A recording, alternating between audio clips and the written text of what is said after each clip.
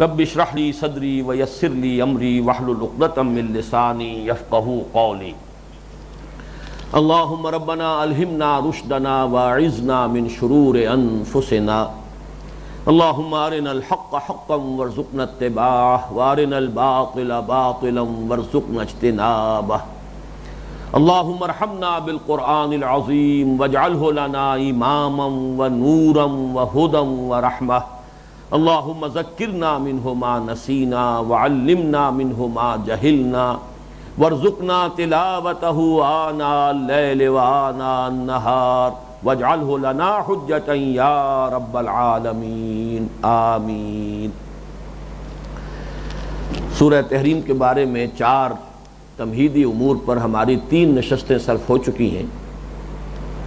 اب اس سورہ مبارکہ کا ہم سلسلے وار مطالعہ شروع کر رہے ہیں، لیکن ایک بات مزید نوٹ کر لیجئے کہ اس سورہ مبارکہ کا اصل عمود کیا ہے۔ سورہ طلاق کے ساتھ اس کی مناسبت، اس جوڑے کے 2 افراد کے مابین جو مناسبت ہے معنوی، وہ اس سے پہلے بیان ہو چکی ہے، لیکن اپنی جگہ پر ہر سورت کا ایک عمود ہوتا ہے۔ اس سورہ مبارکہ کا عمود کیا ہے اس کو معین کر لیجئے، اس لیے کہ اگرچہ اس سورہ مبارکہ کی اکثر آیات کا تعلق تو عائلی زندگی کے مختلف پہلوؤں سے ہے، لیکن اس میں ایک آیت ایسی بھی آئی ہے جس کا کوئی تعلق عائلی زندگی سے نہیں ہے۔ یا ایھا النبی جاہد الکفار والمنافقین واغلظ علیہم ومأواہم جہنم وبئس المصیر۔ بظاہر تو معلوم ہوتا ہے کہ بالکل انمل بے جوڑ سی بات ہو گئی کہ کہاں عائلی معاملات، کہاں ازواج مطہرات سے متعلق بعض مباحث، کہاں اہل و عیال کے ضمن میں ایک مثبت رول جو ہے، جو ذمہ داری ہے اس کا ذکر ہے۔ پھر یہ کہ بیویوں کے لیے کچھ نمونے دیے گئے ہیں آخر میں سورہ مبارکہ کے، اہل ایمان کے لیے جو فرعون کی اہلیہ حضرت آسیہ اور حضرت مریم سلام علیہا ان کا ذکر ہے، کافر عورتوں کے لیے حضرت نوح کی بیوی اور حضرت لوط کی بیوی ان کا ذکر ہے، لیکن بیچ میں ایک آیت آئی ہے یا ایھا النبی جاہد الکفار والمنافقین واغلظ علیہم ومأواہم جہنم وبئس المصیر۔ اس کا تعلق کیا ہے؟ عمود معین ہو جائے گا تو اس کا رب بھی واضح ہو جائے گا۔ عمود کیا ہے؟ عمود یہ ہے کہ انسان کی اپنی شخصیت میں نرمی، شفقت، رأفت، رحمت، یہ ایک پسندیدہ فعل ہے، اچھی بات ہے، اچھی چیز ہے، پسندیدہ وصف ہے، لیکن اس کی بھی ایک حد ہے۔ حد سے بڑھی ہوئی نرمی، اعتدال سے بڑھ کر نرمی، یہ بھی در حقیقت بہت سے مفاسد کو جنم دیتی ہے۔ اہل و عیال کے ضمن میں آپ کی نرمی بڑھ جائے گی، اس سے بھی مفاسد پیدا ہوں گے۔ اسی طرح منافقین کے ضمن میں کافروں کے ساتھ آپ کا معاملہ نرم ہوگا، اس سے بھی مفاسد پیدا ہوں گے۔ تو گویا کہ نرمی، شفقت، رافت، رحمت یہ مطلوبہ اوصاف ہیں، لیکن ایک حد تک، ایک حد پر آ کر یہ پسندیدہ چیز بھی نتیجے کے اعتبار سے منفی نتائج پیدا کر سکتی ہے۔ اسی طرح بیویوں کی رضا جوئی، ان کے احساسات کا لحاظ اور پاس کرنا، ان کے جذبات کا خیال رکھنا، ان کی دلجوئی کرنا، ان کے ساتھ نرمی کی روش اختیار کرنا پسندیدہ وصف ہے۔ اس کی بہت مختلف طریقوں سے تشویق اور ترغیب جو ہے احادیث کے اندر موجود ہے، لیکن اس کی بھی ایک حد ہے۔ تو گویا کہ یہ جو بات شروع ہو رہی ہے ازواج مطہرات سے متعلق بعض جو واقعات تھے ان کے حوالے سے، لیکن اصل بات کیا ہے کہ اگر آپ اس کو جنرلائز کریں گے تو یہ طبیعت کا ایک وصف تھا نبی اکرم صلی اللہ علیہ وسلم میں کہ آپ کی طبیعت میں رافت اور رحمت کا جذبہ جو ہے وہ غالب تھا، نرمی کا جذبہ غالب تھا۔ لیکن یہ ہے کہ یہی جذبہ ہے جو ایک حد سے آگے بڑھ کر اس سے کوئی نتائج ایسے بھی نکل سکتے ہیں کہ جو ناپسندیدہ ہو۔ جیسا کہ آپ کو معلوم ہے کہ غزوہ بدر کے بعد جو اسیران بدر کے معاملے میں حضور کی رائے یہ تھی کہ ان کو چھوڑ دیا جائے بغیر فدیے کے۔ حضرت ابوبکر کی طبیعت کا بھی رنگ وہی تھا، اس میں بھی ان ارحم امتی بے امتی ابوبکر، ارحم امتی بے امتی ابوبکر، وہی رحمت، رافت، شفقت، طبیعت میں رقت حضرت ابوبکر کے بھی کامل عکس تھا حضور کے مزاج کا۔ لیکن یہ کہ آپ کو معلوم ہے کہ قرآن مجید نے تصویب کی ہے حضرت عمر کی رائے کی، واشدہم فی امر اللہ عمر، اللہ کے معاملے میں، اللہ کے دین کے معاملے میں سب سے زیادہ سخت جو ہے حضور کے صحابہ میں سے، آپ فرما رہے ہیں میرے صحابہ میں سے وہ عمر ہے۔ تو یہ دونوں مزاج ہیں۔ تو پہلا مزاج جو ہے وہ حضور کی شخصیت میں بہت راسخ تھا، اس کا غلبہ تھا، اور وہ اہل و عیال کے ضمن میں بھی اس کا ظہور ہوا، اس پر گویا کہ یہاں حضور صلی اللہ علیہ وسلم سے گفتگو ہو رہی ہے۔ باقی یہ کہ یہی معاملہ وہ تھا جو منافقین کے ضمن میں بھی، وہ بھی حضور کی اس رحمت اور رافت اور شفقت اور آپ کے اندر جو مروت کا جذبہ تھا جو غالب تھا، اس سے غلط فائدہ اٹھاتے تھے۔ اب آگے چلیے، اس سورہ مبارکہ سے ایک بات اور سامنے آئے گی کہ قرآن مجید کی بعض صورتیں یا بعض آیات ایسی ہیں کہ جن کا جب تک کہ کوئی شان نزول معین نہ ہو جائے مفہوم پورے طور سے اجاگر نہیں ہوتا۔ قرآن اپنے مفہوم میں خود مکتفی ہے، اس میں کوئی شک نہیں، لیکن بعض ایسے واقعات ہیں کہ جو سیرت کے ہیں اور جو واقعات تاریخی نوعیت کے، ان کی طرف اشارہ کر دیا گیا ہے قرآن میں، اس کی تفصیل کے لیے ہم محتاج ہیں حدیث کے اور روایات کے کہ جن سے ہمیں ان کا شان نزول معلوم ہو۔ اس اعتبار سے قرآن مجید کی، جیسا کہ سورہ قیامہ میں نے عرض کیا تھا، ثم ان علینا بیانہ، اس قرآن کا بیان بھی ہمارے ذمہ ہے، اور اس بیان کی ایک شکل یہ ہے کہ قرآن مجید میں ایک مقام پر کوئی چیز اگر مجمل آئی ہے یا مبہم آئی ہے تو دوسرے مقام پر اس کی تفصیل آ گئی ہے یا تشریح ہو گئی ہے، تبیین ہو گئی، لیکن مزید تشریح اور تبیین یہ حدیث نبوی کے ذریعے سے ہوئی۔ اب آئیے ان دو باتوں کے بعد آغاز کرتے ہیں۔ یا ایھا النبی لما تحرم ما احل اللہ لک، اے نبی صلی اللہ علیہ وسلم کیوں حرام کرتے ہیں آپ وہ شے جو اللہ نے آپ کے لیے حلال کی ہے۔ تبتغی مرضات ازواجک، آپ چاہتے ہیں اپنی بیویوں کی رضا جوئی، دل جوئی، اس کے لیے یہ کر رہے ہیں۔ واللہ غفور الرحیم، اور اللہ غفور ہے اور رحیم ہے۔ اس آیت میں سب سے پہلے تو یہ نوٹ کیجئے،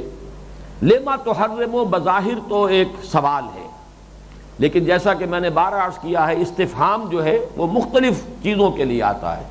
استفہام تقریری بھی ہے، استفہام انکاری بھی ہے۔ یہاں پر بھی یہاں استفہام مراد نہیں ہے بلکہ ٹوکنا مقصود ہے کہ یہ کام صحیح نہیں ہے، آپ کو یہ کام نہیں کرنا چاہیے۔ لما تحرم، کیوں حرام ٹھہراتے ہیں۔ دوسری بات یہ نوٹ کیجئے کہ تحریم جو ہے یہ در حقیقت اصطلاحی معنی میں یہاں نہیں ہے۔ تحریم اصطلاحی معنی میں تو اس کے معنی ہوں گے کسی شے کو حرام ٹھہرا دینا شرعی اعتبار سے، فقہی اعتبار سے مستقلاً۔ یہ معاملہ میں مثال دے چکا ہوں کہ نکاح کے معاملے میں قرآن مجید نے حرام ٹھہرایا دو بہنوں کو ایک نکاح میں جمع کرنا، یہ حرام ٹھہرایا۔ ان تجمعوا بین الاختین، دو بہنوں کو جمع کر لو ایک نکاح میں۔ ہاں، ایک اگر بہن فوت ہو گئی ہے تو پھر اس کی ہمشیرہ سے شادی ہو سکتی ہے، گویا کہ جو سالی تھی اس کے ساتھ نکاح ہو سکتا ہے، لیکن بیک وقت دو بہنیں نکاح میں نہیں رہ سکتی۔ حضور نے اس کو ایکسٹینڈ کیا کہ اس میں پھوپھی اور بھتیجی کو جمع کرنا بھی حرام، خالہ اور بھانجی کو جمع کرنا بھی حرام۔ یہ ہے در حقیقت فقہی حکم، اور اس کی کوئی نفی قرآن میں نہیں آئی، تو گویا کہ یہ چیز جو ہے معین ہو گئی اور یہ ثابت ہو گئی، حضور کی اس حکم کی اللہ تعالیٰ کی طرف سے توثیق ہو گئی۔ یہاں معاملہ در حقیقت فقہی حکم کا نہیں تھا، بلکہ کوئی شے جو کہ اصلاً حلال تھی، حضور نے اپنی بیویوں کے کچھ جذبات کا پاس کرتے ہوئے اس کو استعمال نہ کرنے کی قسم کھا لی۔ یہ صرف ذاتی طور پر ایک قسم کا کھا لینا ہے۔ لما تحرم سے مراد یہ نہیں ہے کہ انہوں نے کسی شے کو مستقلاً شریعت میں حرام ٹھہرایا جو اللہ نے جس کو حلال کیا ہو۔ اس کی ایک مثال ذہن میں رکھیے، حضرت یعقوب علیہ السلام کا معاملہ یہ تھا کہ انہیں طبعاً رغبت نہیں تھی اونٹ کے گوشت سے، وہ اونٹ کا گوشت نہیں کھاتے تھے۔ اس کا نتیجہ یہ نکلا کہ یہودیوں نے یہ سمجھا کہ یہ مطلقاً حرام ہے،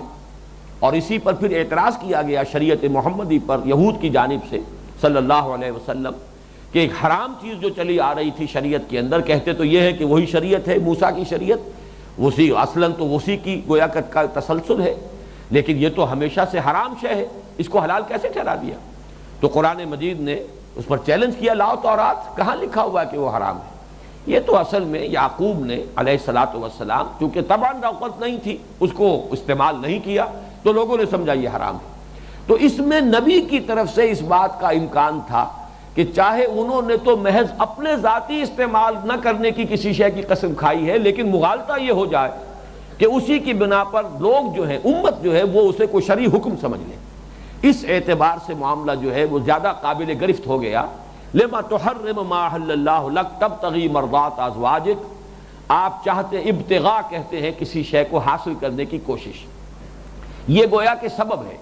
یہ آپ نے ایک حلال چیز کو استعمال نہ کرنے کی جو قسم کھا لی ہے، اس کا اصل سبب یہ ہے کہ آپ اپنی بیویوں کی رضا جوئی چاہتے ہیں، آپ ان کی دلجوئی کرنا چاہتے ہیں، آپ ان کے جذبات کا پاس کرتے ہیں، تو یہ چیز جو ہے اصلاً تو پسندیدہ ہے، لیکن یہ کہ اس کی بنا پر جو شے اللہ نے اصلاً حلال قرار دی ہے اس کو استعمال نہ کرنے کی قسم کھا بیٹھنا، یہ آپ کے شایان شان نہیں ہے۔ ایک عام مسلمان ایسی کوئی بات کر بھی لے تو اس کے اندر کوئی ایسی بڑی قباحت نہیں ہے، کوئی شے میں استعمال نہیں کروں گا، اس لیے کہ اس سے کوئی اس کا اندیشہ نہیں ہے کہ وہ کوئی مستقل حکم شرعی بن جائے گا، لیکن آپ کی حیثیت، آپ کا مقام، آپ کا مرتبہ، آپ شارع کی حیثیت رکھتے ہیں، تو آپ کا ہر فعل جو ہے وہ گویا کہ اس اعتبار سے بہت نپا تلا ہونا چاہیے کہ اس میں کہیں بھی شریعت کے حدود سے، ظاہر بات ہے کہ ادھر تو کوئی امکان ہی نہیں ہے کہ حرام کو حلال کر لیا جائے، لیکن حلال کو بھی استعمال نہ کرنے کی اپنے لیے کوئی پابندی لگا لینا اپنے اوپر یا قسم کھا بیٹھنا، یہ آپ کے لیے روا نہیں ہے، شایان شان نہیں ہے۔ لیکن نوٹ کیجئے، یہ ہے اللہ کی اپنے بندے پر صلی اللہ علیہ وسلم شفقت، واللہ غفور الرحیم، اللہ غفور الرحیم ہے۔ ایک طرح کی گرفت بھی آئی ہے، لیکن یہ کہ ساتھ ہی اس کے ساتھ ہی اعلان مغفرت کا بھی اور اللہ کے غفور الرحیم ہونے کا بھی، اس لیے بھی کہ ظاہر بات ہے کہ اس میں کسی حرام کو تو حلال نہیں کیا گیا، اس لیے بھی کہ اس میں جو اصل مقصد تھا وہ پسندیدہ ہے، بیویوں کے ساتھ نرمی کرنا، ان کے احساسات کا، جذبات کا پاس اور لحاظ کرنا، یہ پسندیدہ بات ہے۔ یہ بات بڑی اہم ہے، اس کو جان لیجئے کہ نبی کی خطا جو ہوتی ہے وہ در حقیقت جانب نفس میں نہیں ہوتی، نفسانیت کی بنیاد پر نہیں ہوتی، جانب خیر میں حد اعتدال سے تجاوز ہو سکتا ہے۔ بات اچھی ہے، اصلاً مفید ہے، پسندیدہ ہے، معروف ہے، اچھی ہے، مطلوب ہے، لیکن اس میں بھی ہر شے کے اندر ایک حد ہوتی ہے۔ اس میں تو ہو سکتا ہے کہ کسی اچھی چیز میں حد اعتدال سے تجاوز ہو جائے، لیکن اس کا کوئی امکان نہیں ہے کہ نفسانیت کی وجہ سے یا معاذ اللہ ثم معاذ اللہ کسی بدنیتی کی وجہ سے یا نفس کے غلبے کی وجہ سے کوئی خطا جو ہے وہ نبی سے صادر ہو جائے۔ تو یہاں پر بھی وہ بات کہ ہے تو بات پسندیدہ، مطلوب شے ہے، بیویوں کے ساتھ یہ نرمی پسندیدہ شے ہے، لیکن یہ کہ اس معاملے میں آپ سے جو بھی فعل صادر ہو گیا ہے یہ آپ کے شایان شان نہیں ہے۔ اب ظاہر بات ہے کہ اس قسم کی آیات میں جیسا کہ میں نے عرض کیا ہمیں شان نزول کی طرف رجوع کرنا پڑتا۔ معاملہ کیا تھا؟ اس میں دو روایات ہیں کہ جو کثرت کے ساتھ آئی ہیں۔ ایک روایت جو ہے اگرچہ تفسیر کی کتاب، سیرت کی کتابوں میں تو اس کا خاصا چرچا ہوا ہے، لیکن صحاح میں، صحاح ستہ میں یہ روایت موجود نہیں ہے۔ بعض جگہ پر اشارہ تو ایسا مل جاتا ہے کہ جس سے اس کی طرف بھی کوئی امکان پیدا ہو جائے، لیکن صراحت کے ساتھ یہ واقعہ کہیں صحاح کی جو 6 کتابیں حدیث کے مجموعے ان میں نہیں ہے، لیکن زیادہ چرچا اسی کا ہو گیا اس لیے کہ سیرت کی کتابوں میں اس قسم کے واقعات آ گئے۔ اور ایک وہ واقعہ ہے کہ جس کا ذکر جو ہے وہ صحیح احادیث کے اندر موجود ہے، وہ واقعہ کہ جو جس کا چرچا زیادہ ہے، اگرچہ وہ صحاح میں اس کا ذکر نہیں ہے، وہ ہے حضرت ماریہ قبطیہ کے بارے میں۔ حضرت ماریہ اور حضرت سیرین یہ 2 کنیزیں ہیں کہ جو حضور کی خدمت میں بھیجی تھی مقوقس نے۔ یہ پیٹریارک تھا اسکندریہ کا، مصر میں جو ہے اصل میں تو یہ رومن امپائر ہی کا گویا کہ مختلف حصے تھے، لیکن وہاں پر جو حکومت تھی اصلاً وہ جو ان کا ایک مذہبی رہنما اور پیٹریارک تھا اس کی حکومت مقوقس۔ حضور نے جب سن 7 ہجری میں خطوط لکھے ہیں، آپ کے نامہائے مبارک گئے ہیں مختلف جو بھی حکمرانوں کے پاس، قیصر، کسریٰ، مقوقس، نجاشی، مختلف جو شیوخ تھے اور بحرین کا شیخ وغیرہ ان کے پاس، تو ان میں سے یہ مقوقس کا بھی معاملہ وہی تھا کہ جو ہرقل کا ہوا ہے۔ ہرقل نے بھی پہچان لیا تھا قیصر روم نے کہ یہ نبی ہیں، وہی نبی ہیں جن کی پیشین گوئیاں ہمارے ہاں موجود ہیں، لیکن مصلحت جو ہے پاؤں کی زنجیر بن گئی، ایمان وہ نہیں لایا۔ وہ یہ چاہتا تھا جیسے سن 300 عیسوی میں کانسٹنٹائن نے، قسطنطین جو تھا اس وقت کا رومن ایمپرر، اس نے جب عیسائیت اختیار کی تو این بلاک پوری سلطنت روما عیسائی ہو گئی۔ نتیجہ یہ ہو کہ نظام برقرار رہا، اس کی حکومت جو ہے اس کو کوئی نقصان نہیں پہنچا، اس کی شہنشاہی برقرار رہی۔ تو یہی چاہتا تھا ہرقل بھی کہ اگر یہ میرے تمام جو آیان سلطنت ہیں اور میرے تمام سپہ سالار ہیں اور یہ مذہبی پیٹریارکس ہیں، مختلف لوگ ہیں، بطریق ہیں، یہ سب کے سب کسی طریقے سے اگر ایمان لے آئیں محمد پر صلی اللہ علیہ وسلم تو گویا کہ ان بلاک ہو جائے گا یہ کنورشن، اور اس سے ہمارا نظام قائم رہے گا، میری بادشاہی برقرار رہے گی۔ یہ ہو نہیں سکا، وہ محروم رہ گیا۔ یہی مسئلہ ہوا مقوقس کے ساتھ. اس نے خط لکھا حضور کو جواباً، بڑی عزت کی ہے. حضرت حاتب ابن ابی بلتع رضی اللہ تعالیٰ عنہ خط لے کر گئے تھے مقوقس کے پاس، احترام کیا، اکرام کیا، اور یہ بھی کہا کہ یہ تو میں توقع کر رہا تھا کہ کسی نبی کے ظہور کا وقت آ چکا ہے، لیکن میرا تو خیال یہ تھا کہ شام میں ظہور ہوگا، مجھے یہ گمان نہیں تھا کہ وہ جنوب کی طرف یہ صحرا میں ادھر ظہور ہو جائے گا. بس اتنی بات اس نے کہی. پھر ایک خط لکھا کہ میں آپ کی خدمت میں کوئی ہدیے بھیج رہا ہوں. وہ ایک سواری کے لیے بھی گھوڑا بھیجا ہے دلدل نام سے جو مشہور ہے، اور دوسرے یہ کہ 2 کنیزیں آپ کی خدمت میں بھیج رہا ہوں. یہ ہمارے ہاں اعلیٰ خاندان کی خواتین ہیں، یہ میں کوئی گھٹیا خواتین جو ہیں ان کو نہیں بھیج رہا ہوں. راستے میں حضرت حاتب ابن ابی بلتع نے انہیں اسلام کی تبلیغ کی، وہ دونوں ایمان لے آئیں. حضور کی خدمت میں پہنچی. حضور نے ایک کو سیرین کو، وہ تو حضرت حسان ابن ثابت کو عطا کر دیا، اور یہ حضرت ماریہ، یہ میری در حقیقت ماریہ کہلاتی ہیں، اس لیے کہ عربی میں یہ تلفظ ماریہ ہے اور وہ انگریزی میں میری ہے. ماریہ قبطیہ، چونکہ کاپٹک، میری دی کاپٹک، چونکہ آئی تھی وہاں سے مصر سے اور وہاں کا جو مذہب تھا، تو اس اعتبار سے یہ ماریہ قبطیہ ہیں. انہی کے بطن سے پھر حضرت ابراہیم کی ولادت ہوئی ہے سن 8 ہجری میں، جن کا انتقال ہو گیا صغیر سنی میں، لیکن یہ کہ بہرحال انہی سے اللہ تعالیٰ نے حضور کو پھر اولاد دی ہے. پورے مدنی دور میں حضور کے ہاں کوئی اولاد کسی بھی زوجہ مطہرہ سے اور آپ کی کسی بھی اہلیہ سے کوئی اولاد نہیں ہوئی ہے تو صرف انہی سے ماریہ قبطیہ سے ایک بیٹے کی ولادت ہوئی، ان کا انتقال ہو گیا، ان کا نام ابراہیم. بلکہ لطیفے کے درجے میں آپ کو بتا رہا ہوں، میرے ذہن میں یوں قائم ہے یہ بات کہ حضرت ابراہیم جب مصر گئے تھے، وہاں سے اس وقت کا جو بادشاہ تھا ہکسوس کنگز میں سے، اس نے اپنی بیٹی حضرت ابراہیم کی خدمت میں پیش کی ہے، ہاجرہ،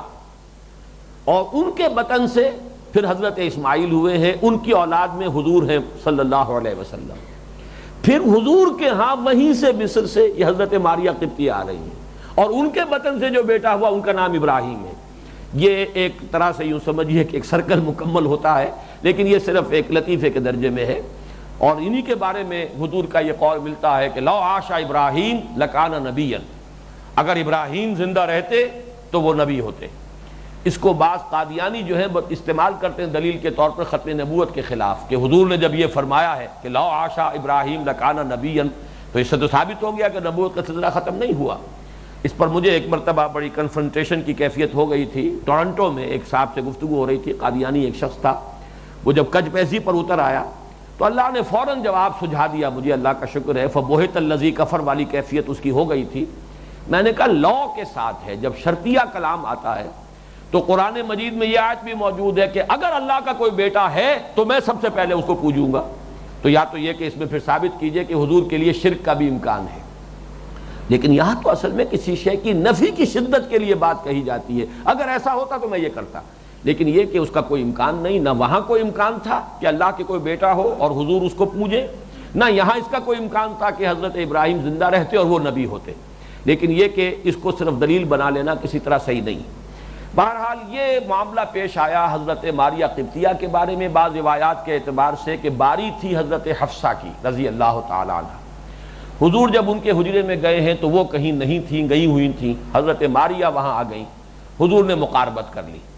حضرت حفصہ کے علم میں جب یہ بات آئی تو وہ ناراض ہوئی، تو حضور نے پھر اس پر قسم کھا لی. ہو سکتا ہے کہ حضرت ماریہ چونکہ بہت حسین تھی، مصر سے آئی تھیں.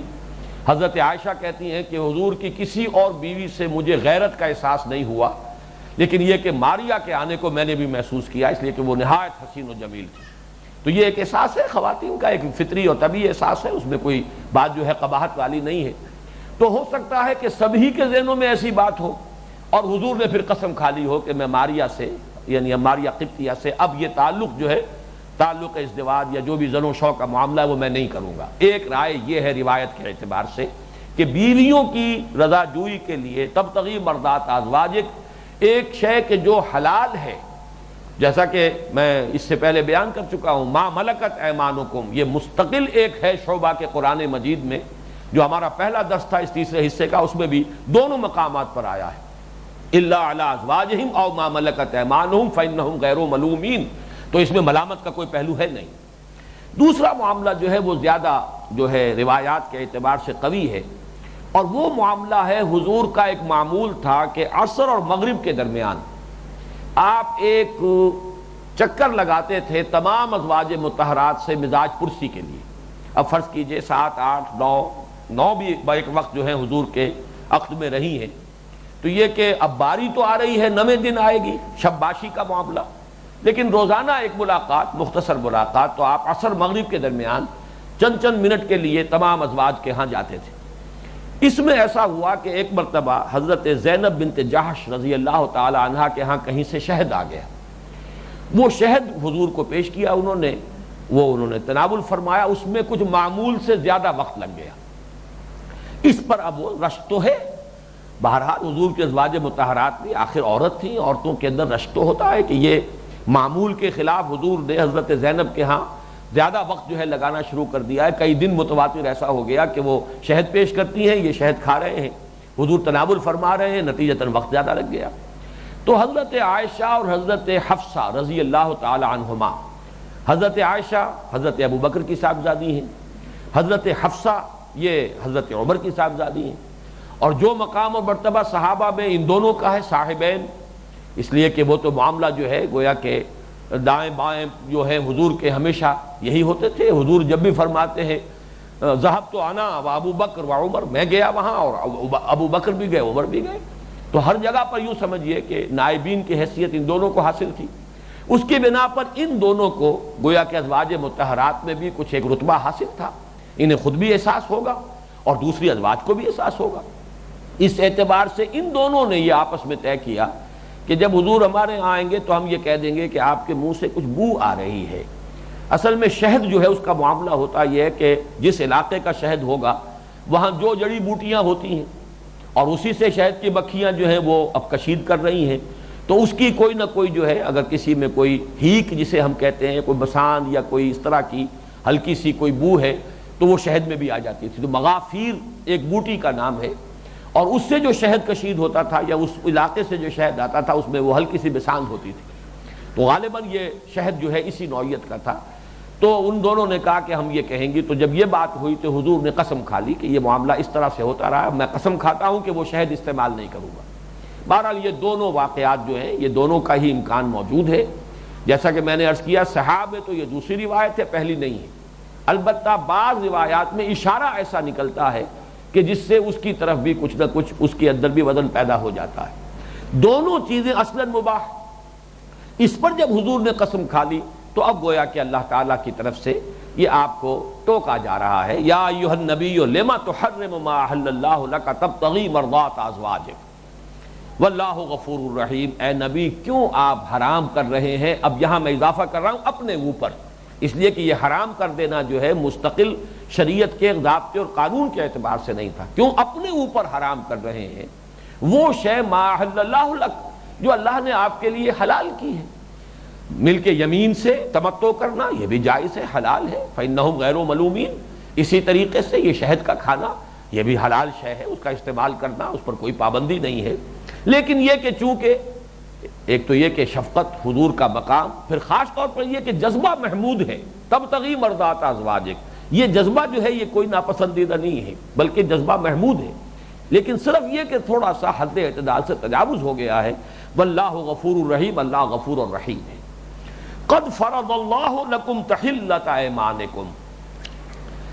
اللہ نے مقرر کر دیا ہے تمہارے لیے اپنی قسموں کا کھولنا، حلال کرنا۔ حل کہتے ہیں کسی شے کو کھول دینا، عقد کہتے ہیں باندھنا، اسی لیے ارباب حل و عقد جو کسی ادارے میں، کسی قوم میں، کسی معاشرے میں جو لوگ فیصلہ کن اہمیت کے حامل ہو، کوئی جس چیز کو چاہے کھول دے، جس چیز کو چاہے باندھ دے، تو حل و عقد کہلاتا ہے۔ تو حل جو ہے اس کے معنی ہے کھول دینا، تو تحلۃ ایمانکم اپنی قسموں کا کھول دینا۔ یہاں میں ذرا یہ عرض کر دوں کہ اس میں بہت بڑا تسامح ہوا ہے مولانا امین حسن اصلاحی صاحب سے، اور انہوں نے ترجمہ کر دیا اللہ نے فرض کر دیا ہے تم پر اپنی قسموں کا کھولنا، یہ بڑا غلط ترجمہ ہے۔ فرض لک آیا ہے یہاں، قد فرض اللہ لکم، اگر یہاں علا ہوتا تو کسی شے کی فرضیت ہوتی، یہاں ہے فرض اللہ لکم، اللہ نے تمہارے لیے مقرر کر دیا ہے۔ اس سے مراد ہے کہ اللہ ایک قاعدہ دے چکا ہے، قانون آ چکا ہے، یہ سورہ مائدہ کی، چنانچہ باقی تمام مترجمین نے ترجمہ یہ کیا ہے۔ اللہ نے تمہارے لیے راستہ مقرر کر دیا ہے، طریقہ کھولنے کا۔ قسموں کو اگر کھولنا ہو تو اس کے لیے کفارے کی شکل اللہ جو ہے وہ طے کر چکا ہے۔ چنانچہ یہ سورہ مائدہ کی آیت نمبر 89 کے اندر یہ پورا قاعدہ بیان ہو چکا ہے۔ وہاں فرمایا گیا کہ کچھ تو لغو قسمیں ہوتی ہیں جو انسان بغیر کسی ارادے کے ایسے ہی، عربوں میں خاص طور پر چونکہ یہ تقیہ کلام ہے، واللہ باللہ کے بغیر ان کا جملہ کوئی شروع ہی نہیں ہوتا، ہر جملے سے پہلے واللہ یا باللہ ہوگا، تو یہ در حقیقت قسم کھانے کے لیے نہیں ہوتا، یہ ان کا ایک اسلوب کلام ہے، انداز گفتگو ہے۔ اس کو تو کہا گیا ہے تو لغو ہے، اس پر تو اللہ تم سے مواخذہ نہیں کرے گا، لیکن جو تم ارادہ کر کے قسم کھا لو، اب اس کو اگر کھولو گے تو اس کا کفارہ ہے۔ تو یہ ہے در حقیقت جو سورہ مائدہ کی آیت نمبر 89 میں پورا قانون دیا جا چکا ہے، اس کی طرف اشارہ ہو رہا ہے۔ اور یہ بھی سامنے آ جائیے کہ اس سے یہ معین ہو رہا ہے کہ اس سورہ مبارکہ کا زمانہ نزول کب کا ہے؟ سورہ مائدہ کے بعد، اس لیے کہ وہاں یہ در حقیقت قاعدہ قانون جو ہے کفارے کا وہ بیان کیا جا چکا ہے۔ تو قد فرض اللہ لکم، یہ لام اور علا کا استعمال جو ہے اکثر و بیشتر یہ نظر انداز ہو جاتا ہے۔ میں نے بارہا عرض کیا ہے کہ یہ دو جو حروف جار ہیں ان سے معنی میں زمین و آسمان کا فرق واقع ہو جاتا ہے۔ القرآن حجت لک او علیک، اب یہاں پر قرآن تمہارے حق میں حجت ہے یا تمہارے خلاف حجت ہے؟ یا تمہارے خلاف دلیل بنے گی، تمہارے خلاف استغاثہ لے کر قرآن کھڑا ہوگا اللہ تعالیٰ کی عدالت میں، یا تمہارے حق میں سفارش کرے گا، تمہارے حق میں شفاعت کرے گا، تمہارے حق میں دلیل بنے گا، اس دنیا میں بھی دلیل راہ بنے گا اور آخرت میں بھی تمہارا سفارشی بنے گا۔ اے اللہ یہ مجھے پڑھتا تھا، اے اللہ یہ اپنا بہترین وقت مجھے سمجھنے پہ صرف کرتا تھا، پروردگار یہ راتوں کو کھڑا رہا ہے میرے ساتھ، وَمِنَ اللَّيْلِ فَتَہَجَّدْ بِهِ نَافِلَةً لَكَ، پروردگار یہ اپنی نیند جیسی عزیز شے کو قربان کر کے اور اپنی استراحت کی قربانی دے کر کھڑا ہوتا رہا ہے میرے ساتھ۔ تو یہ اللہ تعالیٰ کے ہاں جو ہے سفارش کرے گا قرآن، جیسے کہ رمضان کے ذکر میں اور رمضان میں جو قیام اللیل ہے اس کے بارے میں وہ حدیث بارہا میں نے آپ کو سنائی ہے حضرت عبداللہ ابن عمرو بن العاص سے،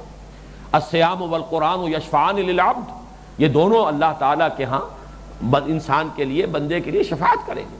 تو لام کسی شے کے حق کے لیے، کسی شے کے لیے افادہ، استفادے کے لیے، اور علا اس کی ذمہ داری، اس کی رسپانسبلٹی، اس کے اوپر فرض ہو جانا، اس کی مسئولیت ہو جانا، تو ان دونوں میں زمین و آسمان کا فرق ہو جاتا ہے۔ تو قد فرض اللہ لکم تحلۃ ایمانکم، اللہ نے تمہارے لیے راستہ کھول دیا ہے، قسموں کے کھولنے کا قاعدہ، اس کا قانون بیان کر دیا ہے، اس میں کوئی دقت نہیں ہے۔ اگر آپ قسم کھا بیٹھے ہیں تو کوئی بات نہیں ہے، آپ قسم کھول سکتے ہیں، اس کا کفارہ ادا کیجئے۔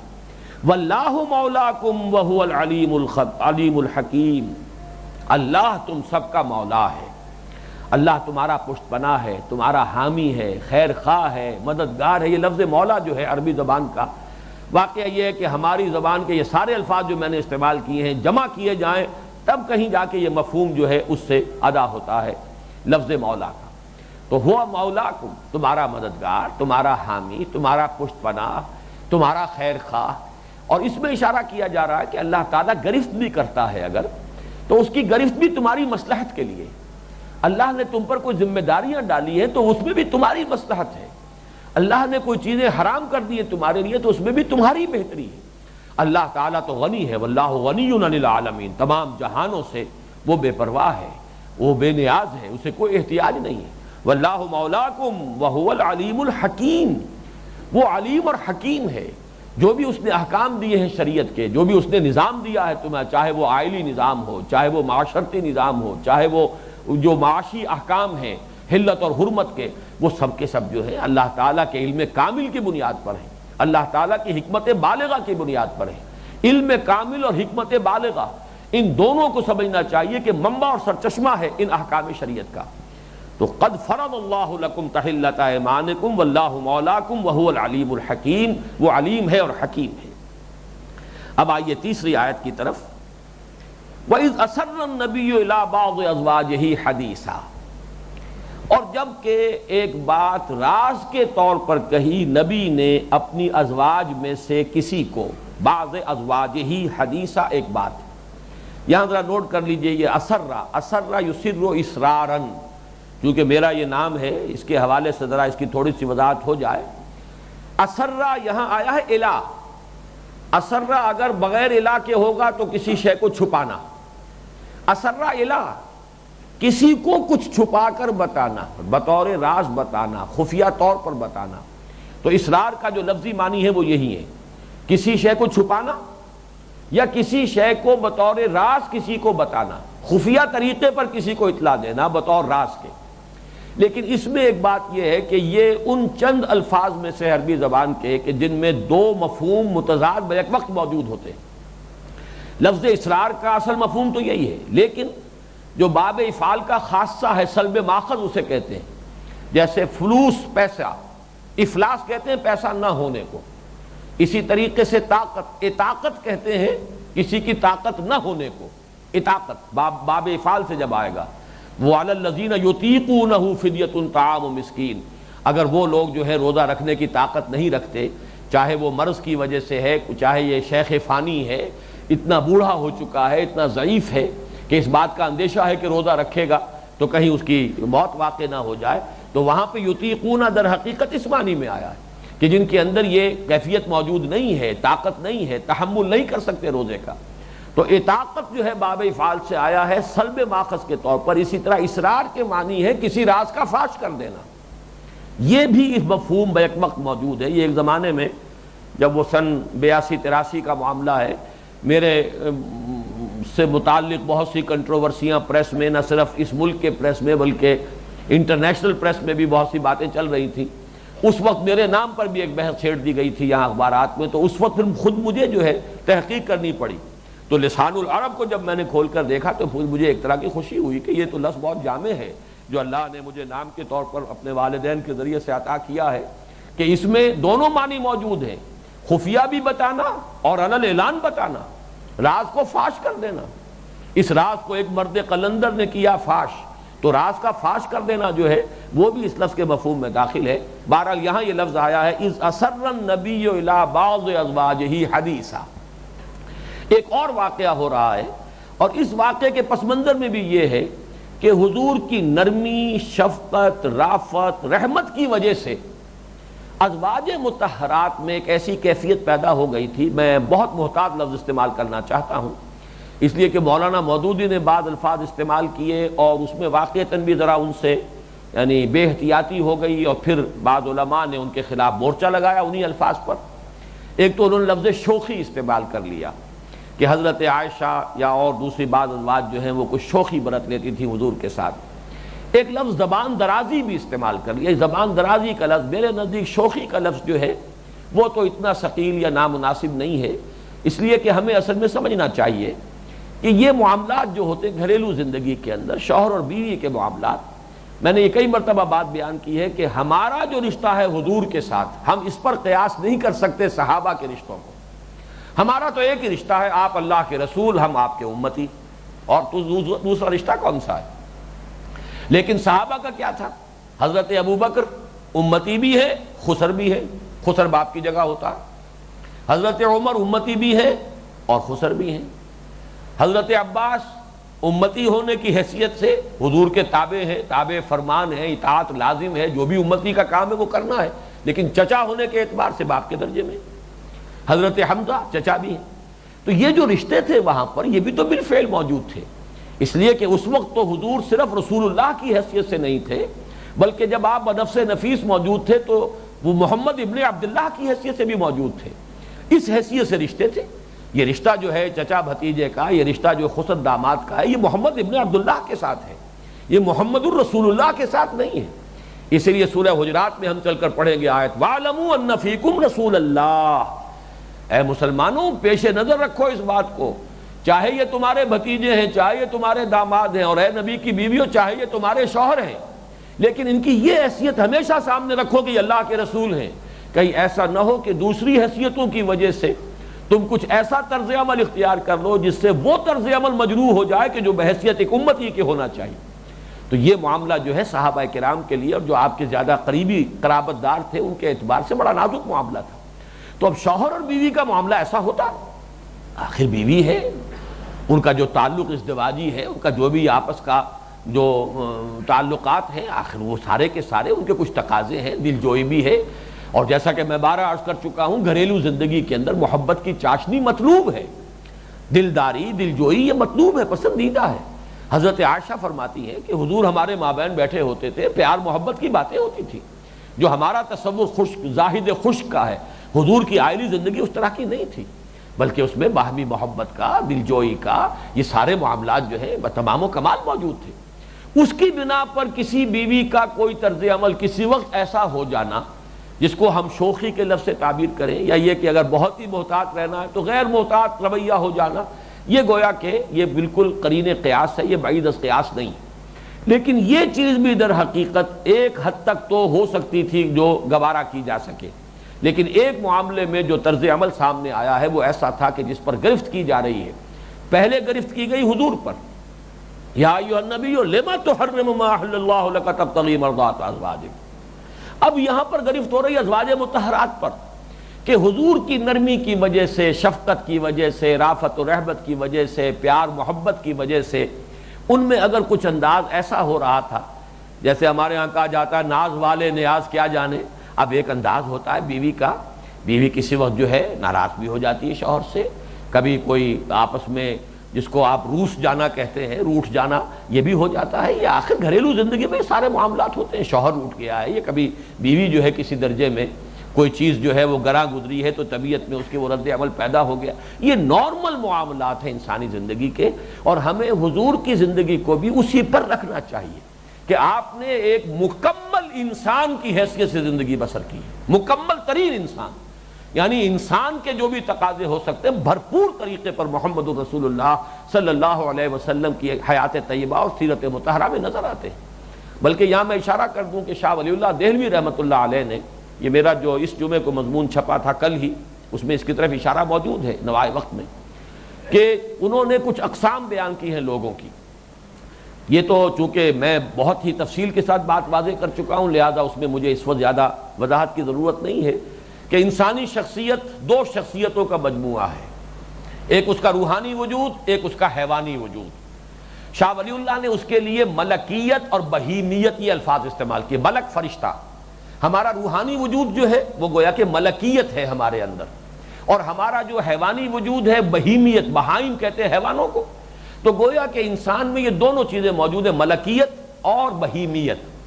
اور شیخ سعدی کا شعر میں نے وہ اپنے اس کتابچے میں بھی لکھا ہے عظمت صوم میں، اور بارہا بیان بھی کیا ہے کہ آدمی زیادہ طرفہ معجون است از فرشتہ سرشتہ وز حیوان۔ یہ انسان جو ہے آدم زاد یہ عجیب معجون ہے، معجون مرکب ہے، اس میں فرشتہ بھی موجود ہے، حیوان بھی موجود ہے، تو ملکیت بھی ہے، بہیمیت بھی ہے۔ تو شاہ صاحب نے انسانوں کی قسمیں بیان کی ہیں۔ کچھ ایسے لوگ ہوتے ہیں جس کی ملکیت بڑی قوی ہوتی ہے لیکن بہیمیت کمزور ہوتی ہے، یہ لوگ بھی دنیا میں کوئی زیادہ کام نہیں کر سکتے، نیک تو ہوں گے، جب ملکیت ہے، فرشتے ہونے کا پہلو غالب ہے تو نیک تو ہوں گے، لیکن کوئی کام کار ہائے نمایاں نہیں سر انجام دے سکتے۔ ایک وہ لوگ ہیں جن کی بہیمیت بہت قوی ہے، ملکیت جو ہے وہ بہت کمزور ہے، تو وہ تو پھر حیوانی سطح پر زندگی گزاریں گے، وہ تو ظاہر بات ہے کہ وہ تو نفس امارہ ان پر غالب رہے گا۔ کچھ وہ لوگ ہیں کہ جن کے یہ دونوں ہی پہلو کمزور ہوتے ہیں، وہ گویا کہ نہ اس پہلو سے نمایاں ہوں گے نہ اس پہلو سے نمایاں ہوں گے۔ دنیا میں کام کسی نے اگر کیا ہے تو وہ جن کی ملکیت بھی قوی ہو، بہیمیت بھی قوی ہو۔ یہ در حقیقت مرکب ہے، یہ سواری ہے جس پر کہ ہماری روح سواری کر رہی ہے۔ گھوڑا اگر کمزور ہے تو راکب غریب کیا کرے گا؟ راکب بھی قوی ہو اور گھوڑا جو ہے، مرکب جو ہے وہ بھی قوی ہو، تب ہے کہ جو شہ سوار جو ہے وہ اپنی شہ سواری کا مظاہرہ کر سکے گا۔ البتہ ملکیت کو حاوی ہونا چاہیے بہیمیت پر، وہ قابو یافتہ ہو، وہ پوری طریقے سے اس کی لگام جو ہے اس نے اپنے قابو میں رکھی ہوئی ہو، اس کے اشارے پر وہ گھوڑا دوڑتا ہو، لیکن گھوڑا اپنی جگہ پر طاقتور ہونا چاہیے۔ اس اعتبار سے حضور صلی اللہ علیہ وسلم جو میں نے عرض کیا تھا، آپ کے اندر یہ دونوں پہلو بہت قوی تھے، اور اسی لیے آپ نے ایک مکمل اور بھرپور انسان کی زندگی گزاری ہے اس دنیا کے اندر جو گزاری ہے۔ اسی اعتبار سے آپ کی خانگی زندگی کا معاملہ ہے، اور اس میں آپ کی نرمی اور شفقت کی وجہ سے جو ازواج مطہرات میں، اور بالخصوص یہ دو حضرت حفصہ اور حضرت عائشہ رضی اللہ تعالی عنہما، ان میں کچھ یہ پہلو جو ہے ذرا زیادہ جسارت یا جرأت کہہ لیں، اس میں کبھی میرے خیال میں شوخی کا لفظ تو جو ہے کوئی بہت زیادہ سخت نہیں ہے، اگرچہ یہ کہ حضور کا معاملہ ہے، اب زبان لڑکھڑاتی ہے کہ ہم کیا لفظ استعمال کریں، ازواج مطہرات کی شان میں کیا لفظ استعمال کریں، لیکن بہرحال جو واقعہ ہے اس میں یہ کہ کچھ نہ کچھ تو ہے جس کے لیے قرآن مجید نے آخر اتنے اہتمام کے ساتھ بات بیان کی ہے۔ اس میں ایک مسئلہ جو بہت اہم ہے وہ تو اب اگلی نشست میں بیان ہوگا، وہ بڑی اہمیت کا حامل ہے، لغت کا مسئلہ ہے، اور لغت ہی کا نہیں ہے، اس سے در حقیقت کچھ لوگوں نے بڑی بنیاد بنا لیا ہے ازواج مطہرات کی شان میں گستاخی کرنے کے لیے، اور وہ خاص طور پر اہل تشیع کا معاملہ ہے جنہیں ازواج مطہرات سے تو ایک طرح کی قد ہے، سوائے حضرت خدیجہ الکبریٰ رضی اللہ تعالی عنہ۔ ویسے تو اگرچہ میرا اپنا خیال بھی یہ ہے کہ تمام ازواج مطہرات میں بلند ترین رتبہ حضرت خدیجہ الکبریٰ کا ہے، بلکہ جو مقام مردوں میں حضرت صدیق اکبر کا ہے، ابو بکر کا رضی اللہ تعالی عنہ، وہی مقام خواتین میں حضرت خدیجہ کا ہے رضی اللہ تعالی عنہا۔ اسی لیے ان کے نام کا جز بن گیا ہے خدیجۃ الکبریٰ۔ کبریٰ اکبر کا مؤنث ہے،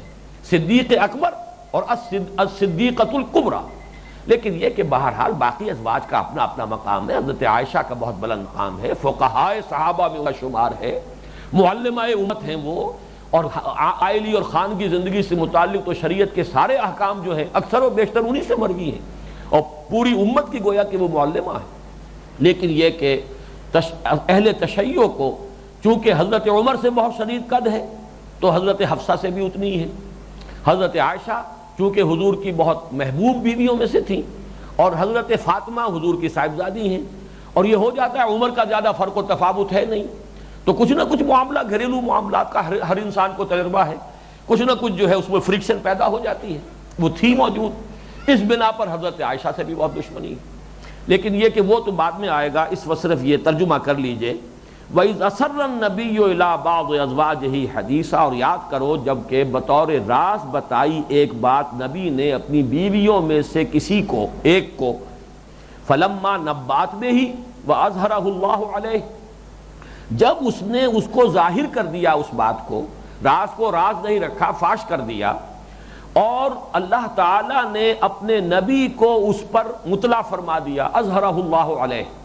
اللہ نے وحی کے ذریعے سے نبی کو بتا دیا کہ آپ نے اپنی فلاں زوجہ کو، محترمہ کو، جو راز بتایا تھا وہ راز انہوں نے فاش کر دیا ہے، اور وہ راز کسی اور سے وہ راز کی بات کہہ دی ہے۔